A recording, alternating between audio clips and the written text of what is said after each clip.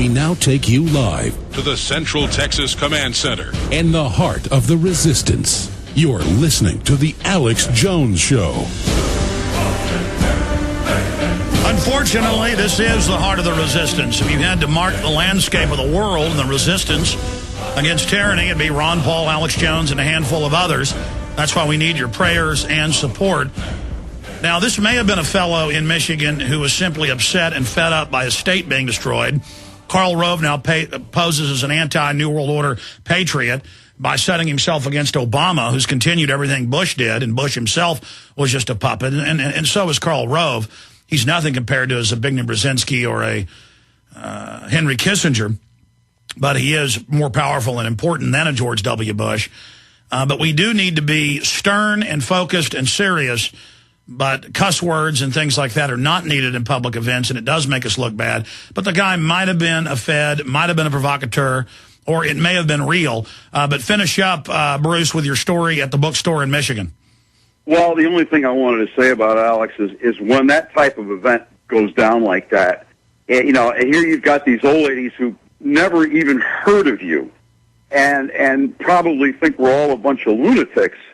And, you know, for me to hear several of them going, well, this Alex Jones should be arrested and people that think like him should be arrested, that doesn't do a lot of good for our cause. But it's not really the fault of the guy, even though it sounds like what he said was a little out of taste. It's their fault for having a mindset about we need to arrest people that are mean to our precious Karl Rove. I mean, all he did was call him an SOB?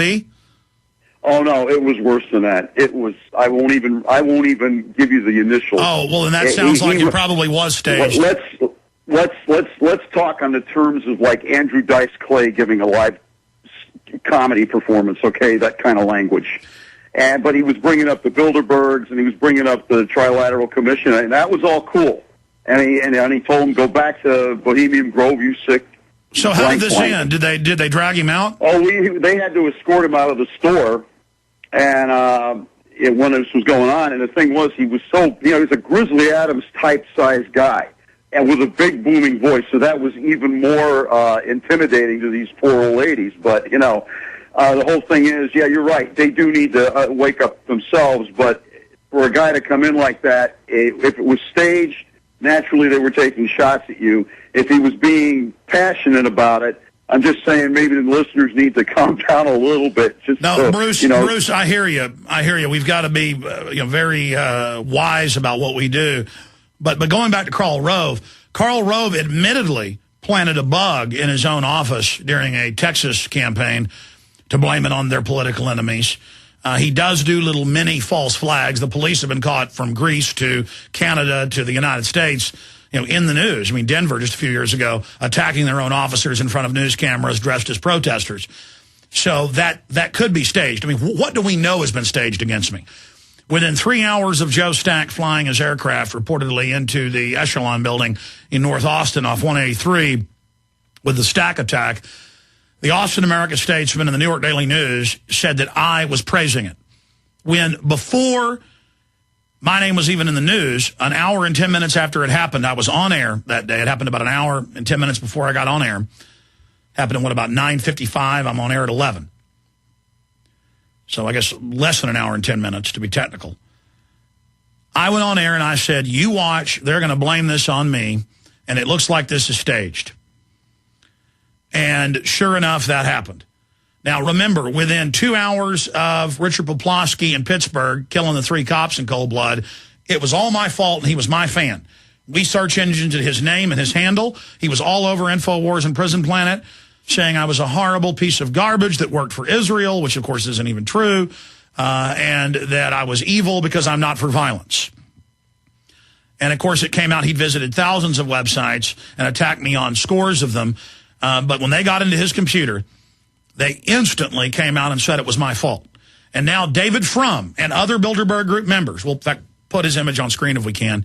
David Frum, just in the last 2 months, has written several articles, just search engine Alex Jones, David Frum, saying I'm this big dangerous enemy, that I'm bad, that I've got to be dealt with. So it is creepy. I mean, it is creepy that the Southern Poverty Law Center, the ADL, they've got me at the top of their hit list because I won't do what their minions do. It has come out, the Southern Poverty Law Center infiltrated and was running the Elohim City white supremacist compound that McVeigh was in.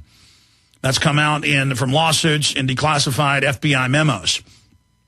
Turns out the Justice Department was running the whole thing and did have their head of counterterrorism in Oklahoma in the days before, and they lied about that.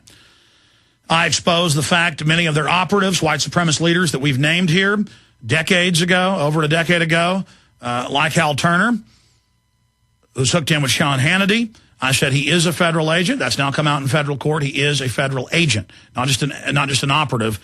And so they're very upset with me because they don't want a patriot movement that is for whites, blacks, Hispanics, and Asians, and Jews, and Catholics, and Protestants, and Hindus, and Muslims. I'm a Christian. That's what I believe in. I'm a Protestant. That's what I believe in. But I don't make my show about that issue. It's about just warning people about what's going on, and I believe everybody wants liberty and freedom except for a few thousand globalists, and they're on record saying that. And so they don't like me. They don't like the fact that the leading light and the leading voice out there who's successfully waking up the most new people to the true paradigm is making it a big tent. They have always put white supremacist groups and Mexican supremacist groups and black supremacist groups out there as the leading edge of a rebellion against tyranny to make it look asinine and ridiculous. And that does sound like a false flag that you witnessed or somebody who's just fed up. But I appreciate your call. Now, let's try to hurry through calls now, but that was a key issue he just raised. Lex in Ohio, you're on the air. Alex, I agree with you that a collapse is coming. I think an internet kind of scare is a great way to sort of go along with that collapse because it would absolutely cripple Great people. point. The oil spill as the environmental disaster, the key to the New World Order, as Gorbachev said. The Iran war as a giant global distraction. The economic implosion. The open borders. But yes, they're definitely gearing up for a fake cyber attack against our system as a pretext to bring in control. Because if they leave the internet up, we're going to beat them. So I have an info bomb failsafe I want to run by you. What I did is I Googled Ohio AM stations, and I got this huge list. And so then I sent one email with tons of addresses to station managers and programming directors asking them to carry the Alex Jones Show. So I'm challenging your listeners right now, all the other InfoWarriors, to do the same thing. Google your state name, AM radio stations. And what I would ask you, Alex, is to say, help me out. What information should they include in their version? I just said, hey, put the show on, but maybe you could put some buzzwords, that are industry specific. Well, I mean, you just tell them, you can send them an Alexa screenshot of my website being massively bigger, just one of my two twin mega sites, InfoWars, being bigger than Rush Limbaugh's website, bigger than Glenn Beck's website, bigger than Savage's site. In fact, you can combine their sites together, and Infowars.com is bigger, and just say, look at this. And look, he's on the cover of Radio Inc. He's in Talkers Magazine. Here's you can pull up the ratings. Stations that pick us up get massive listenerships, increases immediately. Everything this guy's talked about is coming true. The Drudge Report's linking to him every couple of days now. This information, this guy is now coming out of the wilderness. This information is now becoming mainstream. You'll get listeners. It's patriotic. Pick up the show and then point them to the GCNlive.com affiliate page with the satellites, all of it.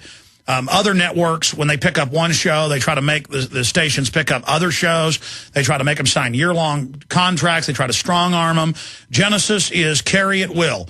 It's just you've signed the affiliate agreement to carry half our ads, half their ads are theirs. It's the most liberal and open and pro-station affiliate system out there. And so, it's well-produced. It's power-packed. It's well-documented. And yes, that's why I'm on WWCR as a backup, 100,000-watt shortwave. We're on the satellite. We're gaining new affiliates, several every week. This is the fastest growth rate we've ever had.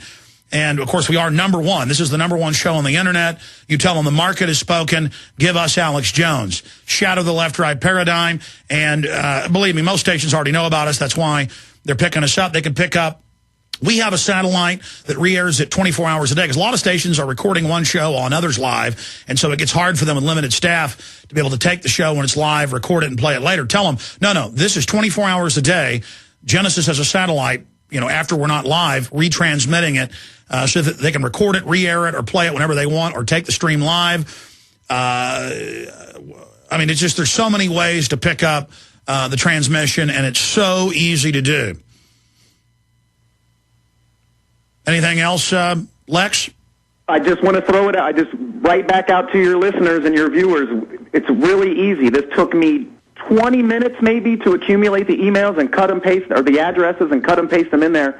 But now I've got it. You know, it's in my sent messages. I can just keep bugging these guys, and I can keep adding more addresses to it. It stays in your, you know, in your sent mail, and you just keep accumulating this list, and we can reach more and more people.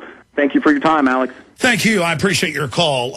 Look, the biggest shows in the country have 600, 400 affiliates. And the fact that we're well over 70, that's quite a few. But a lot of them are small mom and pops, and they're precious, and they reach a lot of people. Some are big major stations in major markets now, but generally owned by private families or smaller media groups. The big three syndicators